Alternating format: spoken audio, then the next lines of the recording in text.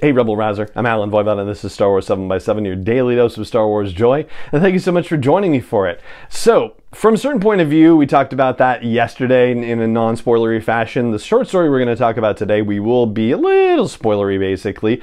It's one that is actually not part of the 40 short stories, so it's kind of crazy. It's like a bonus situation. It is called Shockwave and it's by Alexander Freed of the Alphabet Squadron trilogy and of course a couple of others. The Rogue One novelization and Battlefront Twilight Company and yeah, other short stories too. So this is in issue 220 of Star Wars Insider magazine and it takes place right at the end of the Battle of Endor in that we pick things up as the Death Star is exploding and people are dealing with the shockwave from it. So the story is appropriately titled basically. And it's really interesting when you look at it from the perspective of when we see the explosion of the Death Star in Return of the Jedi, it is a climactic moment for all of us. We get to see Admiral Ackbar slumping back in his chair in relief because the worst of it is over. All the rebels are cheering and the Ewoks are cheering on the Forest Moon of Endor,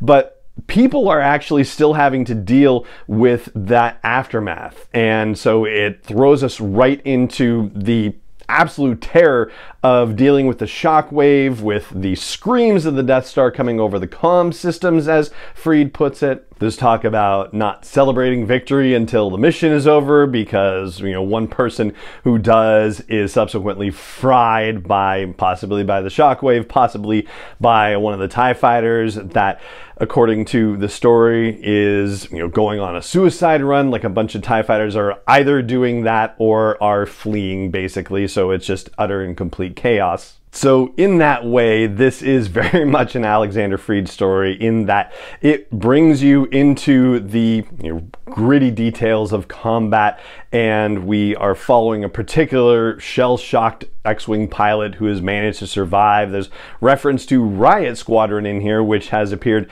in other Star Wars novels, and Riot Squadron may be part of Red Squadron.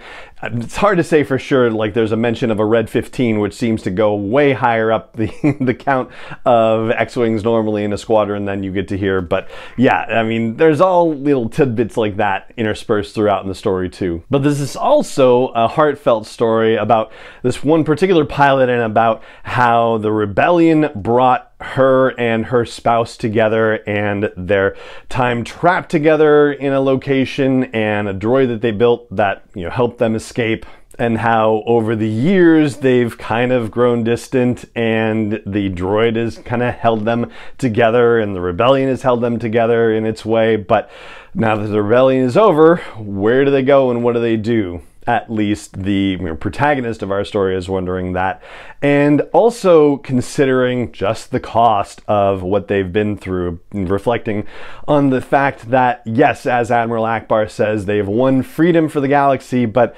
in this particular moment, they are not necessarily free, and the cost of what they've done has yet to be counted. And what does it really mean to them in this particular moment when they're all shell-shocked and wounded, and people that they've loved have been killed during the course of the day in that battle? It's funny that we were talking about the joy of Return of the Jedi in yesterday's episode, and this one has a lot of, the deeper and tougher emotions wrapped into it, but there's also an acknowledgement of the joy, the ecstasy, as it were, of the fact that, yes, they blew up the Death Star, and yes, Emperor Palpatine and his cloaked butcher, as Admiral Ackbar calls Darth Vader, they were on the Death Star when it happened. So this weird mix of joy and terror is all happening at once, and everybody is kind of on this knife edge of it, and Alexander Freed's story really captures that. And I think one of the little elements of it that especially captures it somehow is that it's written in the present tense. Like everything you usually read in novels is written in past tense, and this is told in present tense, which, I don't know, there was something about that that delivered a particular bit of immediacy to it, and I thought it was a cool choice. So that's what I've got for you about Shockwave, which feels like a bonus from a certain point of view story. It's in issue 220 of Star Wars Insider magazine, and apparently we're going to get another bonus story, or at least I'm presuming it's a bonus story, because there's going to be something from the surface of Endor happening in the next issue of Star Wars Insider magazine. Don't know any more about that story yet or who's the writer of it, but yeah, we'll talk about it when we know on the podcast here. And that is going to do it for this episode of the show. It just remains for me to say thank you so much for joining me for it as always. And may the Force be with you wherever in the world you may be.